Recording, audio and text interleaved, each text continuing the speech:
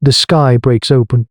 It is not water that falls, but a percussive force that shatters the air. A violence that drives the small clan of Homo erectus into a shivering, not beneath the thin canopy of a lone acacia. Rain comes in solid, blinding shoots, turning the dry savanna into a running river of red mud. This is a world of absolutes, and for these early humans, survival is a matter of instinct, of huddling closer, of sharing the warmth of their bodies against a cold that seeps into bone. They are a dozen souls, their world defined by the horizon and the gnawing ache in their bellies. In the terror of the storm, there is no thought, only a shared, primal fear of the roaring dark. Then, a light that is not the sun, a sound that is not thunder. A searing white finger touches a dead, skeletal tree 100 paces away. The sound is a crack that splinters the world, and for a heartbeat, silence follows. The clan flinches, eyes wide, seeing an impossible star born on the earth. A new thing is in their world, a bright, dancing spirit, angry and alive, consuming the dead wood with a hungry crackle. It spits embers into the rain, a defiant orange against the bruised purple of the storm. They have seen this before, in the distance, after a lightning strike, a plume of smoke on the horizon, but never this close, never a thing they could feel on their faces. A warmth that pushes back the storm's chill. The Old One, his face a roadmap of scars and seasons, is the first to move. The others remain frozen. A chorus of low grunts and fearful hisses warning him back. He ignores them. Curiosity, that most dangerous and precious of hominid traits, pulls him forward. He moves slowly, his powerful legs sinking into the mud. An old and chopper of flake stone clutched in his fist, a useless comfort against this living light. He stops just beyond the edge of its heat, the rain hissing as it strikes the ground around the blaze. The fire is a predator of a kind he does not know. It has no teeth, no claws, yet it devours the tree with an awesome finality. This is a moment that will forever alter the trajectory of hominid history. He watches, and in his watching, a thought takes root, a fragile seed of foresight. The night will come after the storm. The big cats with eyes that shine in the dark will come, but they fear this light. He has seen them flee from it.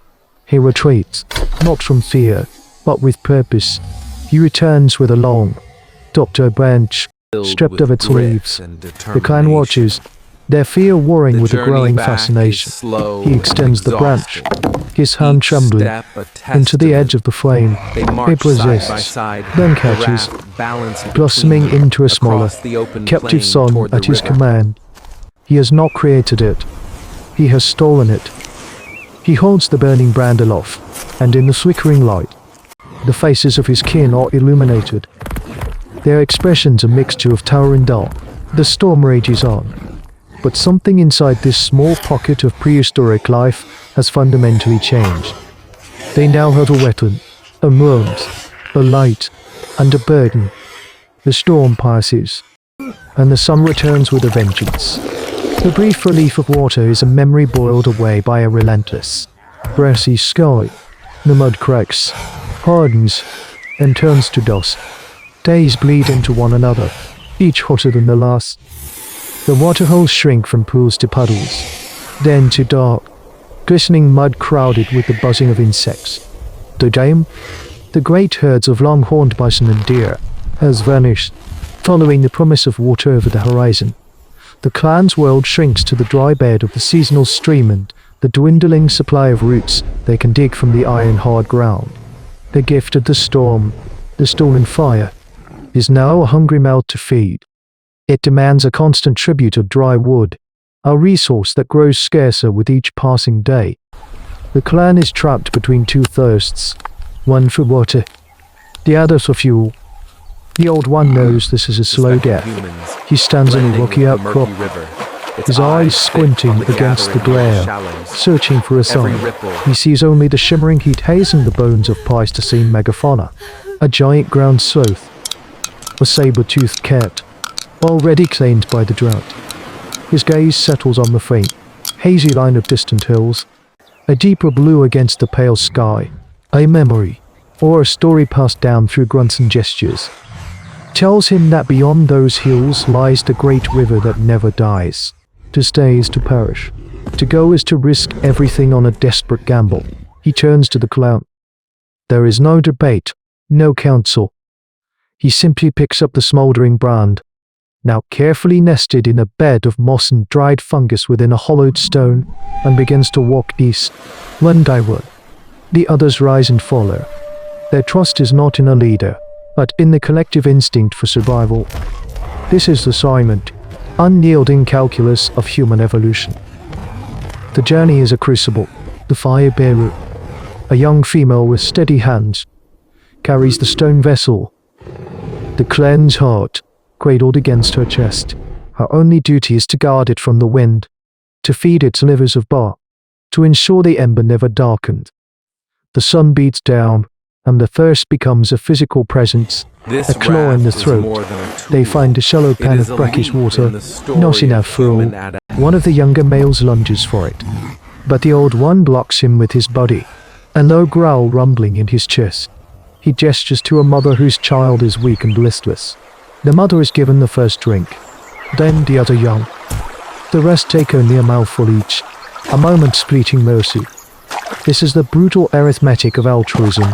The future of the clan, curled in the arms of its mothers, is worth more than the comfort of a single hunter.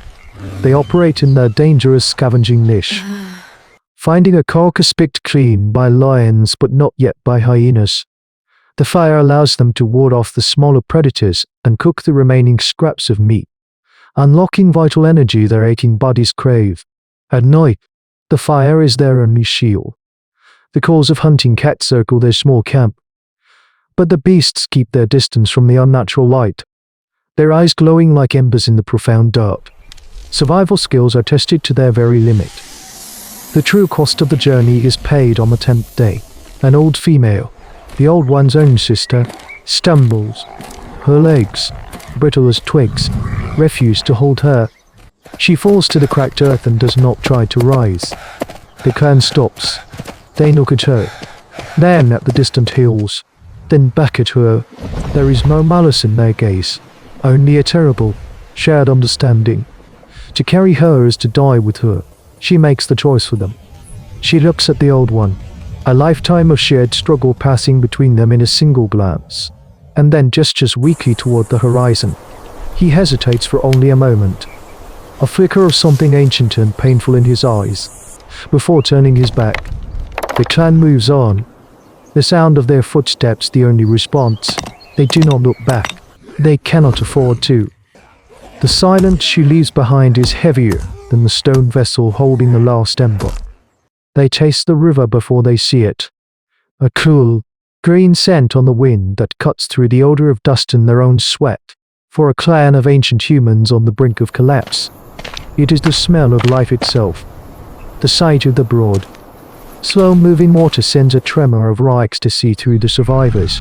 They stumble down the final slope, a gaunt collection of human ancestors, and plunge their faces into the shallows, drinking until their bellies ache. The fire-bearer carefully sets down her stone vessel on the bank, the single winking ember within a fragile miracle that has crossed a wasteland. For the first time in weeks, the gnawing anxiety of thirst is gone. But survival is a relentless predator. It simply changes its form as the sun sets. The cold returns, and the open riverbank offers no shelter from the night's hunters or the coming rains. They need a home. They find it etched into the limestone cliff a short distance from the water. The dark mills, or caves. It is a perfect fortress, high enough to see predators coming, deep enough to shelter them all. But the entrance is a gallery of death. The ground is littered with bones, cracked and splintered in a way that speaks not of natural decay but of systematic butchery. This place is a testament to the science of taxonomy, the study of how organisms decay and become fossilized. It is on there, a low growl, a sound like stones grinding together. Echoes from the darkness within, and a shape emerges. It is a giant cave hyena, a beast of immense power with a sloping back and jaws capable of pulverizing femur bones into marrow. Its eyes, ancient and intelligent, fix on the small, upright apes trespassing on its domain. Primal fear, cold and absolute, grips the clan. The hyena is the apex predator of this place, the brutal king of its bone-strewn court. The hard choice is immediate and absolute. To flee is to surrender to the wilderness, to almost certainly lose the fire in the damp of the open air, to have sacrificed the old female for nothing. To fight is to face a monster in its own den. The old one does not hesitate. This is the culmination of their journey, the final test. He emits a sharp cry, not of fear, but of command. This is a moment that archaeology can only hint at. The birth of a coordinated, intelligent strategy born from desperation. The fire-bearer, her face a mask of terror, understands. She thrusts a dry stalk of grass into the stone vessel, and it erupts in flame. The clan moves as one. Two males grab long branches, lighting them from her torch. They now wield 3 spears of angry light. This is the evolution of their mythic technology, not just a stone for cutting, but fire as a projectile, an extension of their will. They advance on the cave mouth. A wall of flickering light and shadow. Shouting, screaming, beating the ground. The hyena, for all its power, is an animal of instinct. It has never faced this. It has never seen the night's darkness challenged by a moving sun. The light, the noise, the sheer audacity of these small, fragile creatures confuses it. It snaps its powerful jaws, retreating a step, then another. It is a battle of nerve. A psychological war fought across 100,000 years of evolution. Stones, gathered from the riverbed, fly from the hands of the others. A hail of clumsy but painful projectiles. One strikes the beast's flank. It snarls, more from outrage than pain. Then with a final, hateful glance, it abandons its home, melting into the twilight. The clan, trembling and exhilarated, has won. They take possession of the cave. The echoes of their shouts fading into the sudden, profound silence. The young female walks to the deepest, most sheltered part of the rock and gently tips the glowing ember from its stone prison onto a waiting pile of dried moss. A new flame springs to life, its smoke curling up toward the roof. Alone, breathing hard in a home of cold stone. They have not just survived, they have arrived. The small flame in the cave of bones is more than a victory. It is the dawn of a new era in the epic of prehistory. This single, captured star becomes the first true anchor of a community, a central point around which the complex tapestry of human society would be woven. It is the first hearth. The light pushes back the physical darkness, but more importantly, the shared warmth pushes back the deeper, colder darkness of isolation. The fire is a bank of security, a place to share food, to hone ancient tools, to care for the young and the sick, and for language to evolve beyond simple warnings into stories told in the flickering shadows. The field of anthropology is built on the echoes of such moments. That small clan, huddled in their stolen cave, did not know they were laying the foundation for everything to come, for the village, the town, the city. They were simply trying to stay warm, to stay alive. Yet, in their desperate struggle, they consecrated the first human home, a place defined not by the walls that surround it, but by the fire that burns at its center. Every campfire, every fireplace, every family gathered around a table under electric light is a direct descendant of that single, protected ember. Their fight is the quiet instinct that still guides us. The primal, unwavering need to come in from the cold and gather in the light. The long night is filled with many fears, but the greatest terror is not the creature with claws, but the one that also seeks the warmth of the flame.